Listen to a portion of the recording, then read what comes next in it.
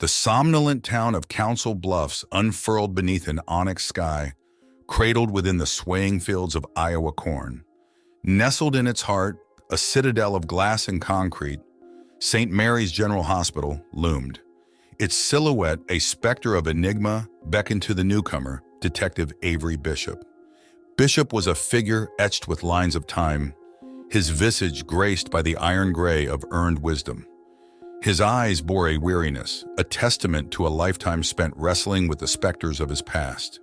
Shadows danced in the depths of those orbs, whispers of a tragedy that had sunk its fangs deep, the loss of his siblings to a gruesome fate that forever remained a mystery. Yet those same eyes sparkled with an unwavering loyalty, the kind that could move mountains and keep promises intact. His selfless demeanor was a beacon in the tempestuous sea of uncertainty. His resolve, his armor against the world's battering. Avery Bishop was not merely a man, but an embodiment of resilience, a sentinel standing against despair. A missive had pulled him to Council Bluffs, a plea from an old flame. Lydia, her words, interwoven with fear and hope, had spoken of strange occurrences centered around the town's hospital. The letter was stained with the tears of a mother whose daughter lay ensnared within St. Mary's cold clutches. As Bishop approached the hospital, the whispers of the town crept into his ears, bringing forth rumors of bioweapons. They spoke not of chemicals or viruses, but of entities, ethereal beings whose origins danced on the precipice of human understanding. They whispered of doctors and nurses turning into strange vessels for these entities, of a hospital turned into a breeding ground for horrors unimaginable. His first day in Council Bluffs ended at a local bar, a rustic establishment pulsating with small-town charm. Here, amidst the soft hum of conversation and clinking glasses, he sat with Lydia.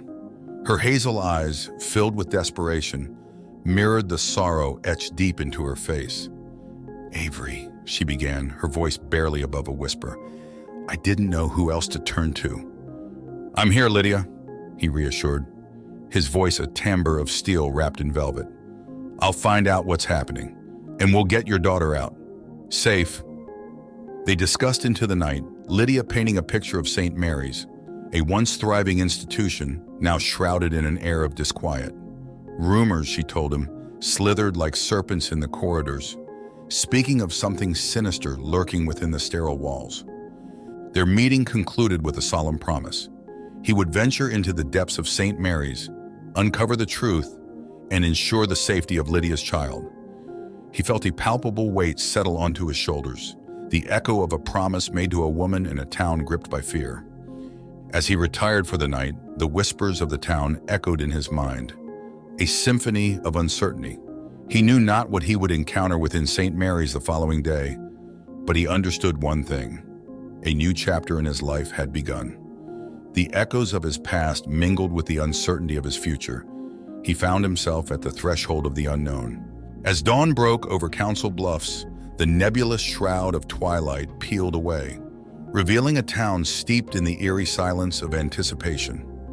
The epicenter of this unsettling quietude was St. Mary's, an architectural monolith imbued with a haunting solitude.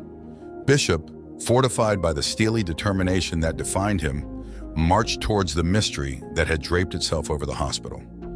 The hospital's exterior was innocuous enough, a haven of healing in a town of industry and corn. But once he crossed its threshold, an aura of dread clung to him, an invisible shroud woven from the fear and desolation that permeated the sterile corridors. Nurses moved like ghosts through the labyrinthine halls, their expressions blank, their eyes vacant, as if they were wandering through the fog of some unimaginable nightmare. A conversation with a young nurse, Marlene, painted a distressing image. She described the transformation of her colleagues. They had become vessels, her words suggested, vessels for an insidious force that originated from within the hospital itself. Her voice, teetering on the precipice of hysteria, echoed through the sterile hallways, laden with the inexplicable dread that had settled in her heart. As he delved deeper into the hospital's mystery, he discovered records of strange occurrences, sudden mental breakdowns of staff, patients exhibiting disturbing symptoms, and inexplicable nocturnal phenomena. Each piece of evidence added another knot to the intricate tapestry of terror that St. Mary's had become. His investigation led him to a chilling encounter in the hospital's subterranean depths. In the dimly lit cellar, he stumbled upon a janitor whose once amiable demeanor had twisted into a grotesque caricature of his former self. He babbled incoherent ramblings, his words a nonsensical cacophony. Yet in his madness, the janitor repeated one phrase: "They've always been here, watching, waiting." In his quiet motel room that night, Bishop sifted through the fragments of his day. The bioweapons were no mere instruments of war, but living, sentient horrors. The revelation bore into his mind like a worm, gnawing at his sanity. The unimaginable nature of these entities clouded his mind, muddling his thoughts. But amidst the chaos, a horrifying realization dawned. The tenebrous tapestry unraveled, revealing its monstrous truth. The loss of his siblings was not a random tragedy, but a prelude to the cosmic horror unfolding in Council Bluffs. The connection shook him to his core, a seism of terror that cracked the facades of reality he had constructed. His past, his losses, had been a sinister orchestration by these otherworldly beings. But within the fissures of his shattered reality, he found an ember of resolve. His love for Lydia, the safety of her daughter, and the memory of his siblings fueled the fire of his determination. He would confront the horrors that lurked within the hospital, expose their hideous reality, and cast them back into the abyss from whence they came. The shroud of another dawn draped itself over Council Bluffs, its soft light belying the grim reality unfolding within St. Mary's. Bishop, his resolve tempered in the crucible of his revelations, prepared to delve deeper into the belly of the beast. The hospital, in the embrace of the morning sun, stood as an unholy altar to the unseen forces ravaging it from within. As he entered, he felt the icy fingers of dread tracing his spine, a chilling reminder of the impending horrors that awaited him. His investigation led him to confront the hospital's administrators. Their once stoic facades had crumbled, revealing a dread that mirrored his own. One of them, a man with eyes that reflected the weight of countless sleepless nights, confessed, "There's something alive. It's not just in the walls, it's in us." The terror in his voice echoed the gravity of his words, adding another layer to the tapestry of terrors woven in the hospital. The staff, Bishop realized, had become more than just vessels. They had become the sentinels of the abyss, wittingly or not, shielding these abominations from the world. As he dug deeper, he felt the mounting resistance from these protectors, their collective fear and despair fortifying the invisible barriers between him and the truth. In the midst of this, he managed to meet Lydia's daughter. Her pallor was as pale as the sterile sheet she lay on, her eyes glazed with the same vacant stare as the rest of the staff. Yet within her, he saw a flicker of resilience, a mirror to his own indomitable spirit. She held his hand, whispering, "You're like me. You see them, don't you?" Her words echoed in his mind, a dreadful affirmation of his fears. The final confrontation came unbidden one evening when he was ambushed by some hospital staff. Their eyes were vacant, their faces drained of humanity, replaced by an alien, terrifying gaze. The encounter shook him to his core. It was not the violence of the confrontation that unsettled him, but the realization that the hospital was not the breeding ground, but a gateway to a cosmic abyss. As the day's unsettling events culminated, he found himself teetering on the edge of sanity. The horrors that lurked beneath the facade of St. Mary's were more terrifying than he could have imagined. Yet he couldn't shake the image of Lydia's daughter from his mind. Her flicker of resilience in the face of such abominable horrors spurred him forward, pushing him to the precipice of his own courage. With the seeds of defiance planted in his heart, he decided on a course of action. He would save Lydia's daughter and purge the hospital of the abominations. As he steeled himself for the impending confrontation, the tapestry of his past mingled with the looming shadows of the future. He was standing on the brink, ready to confront the jaws of oblivion. The soft blush of dawn failed to touch Council Bluffs. the town shrouded under an ominous pallor as if reflecting the enormity of the confrontation that awaited Bishop. He stood at the threshold of St. Mary's, the edifice now a chilling monument to the horrors lurking within, a gateway to oblivion. From the outside, he could feel the pulsating dread that seemed to have soaked into the very bones of the hospital. He marched forward, a solitary figure, resolute in his selflessness and guided by the unwavering beacon of his loyalty.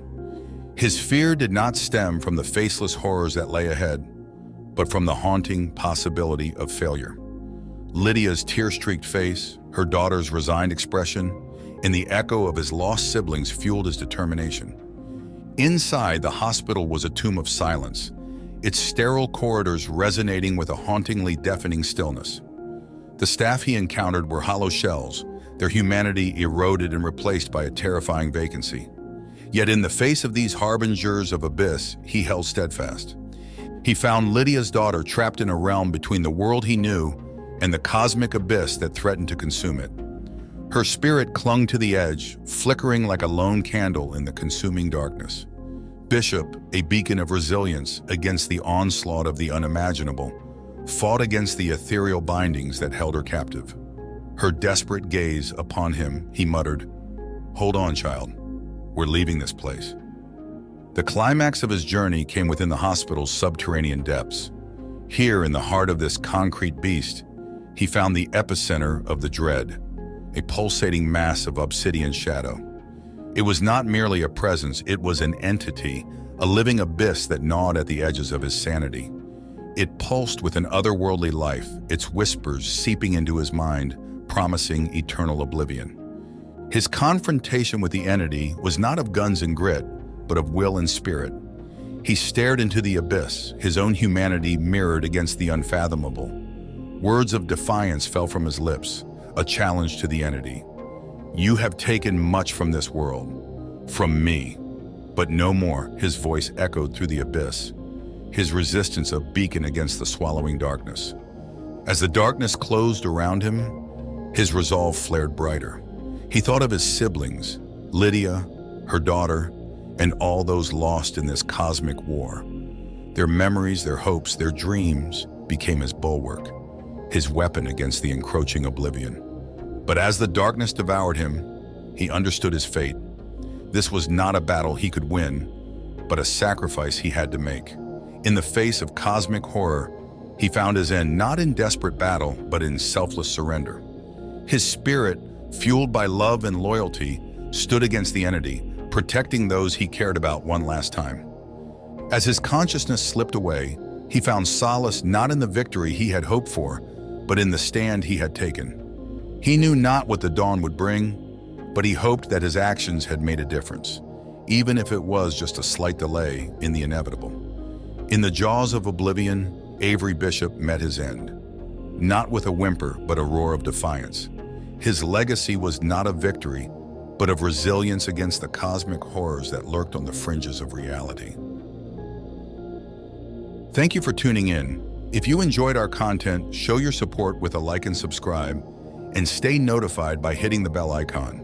Expect more cosmic horror from Eldritch Tales Factory, and feel free to explore our other stories. See you in the next video.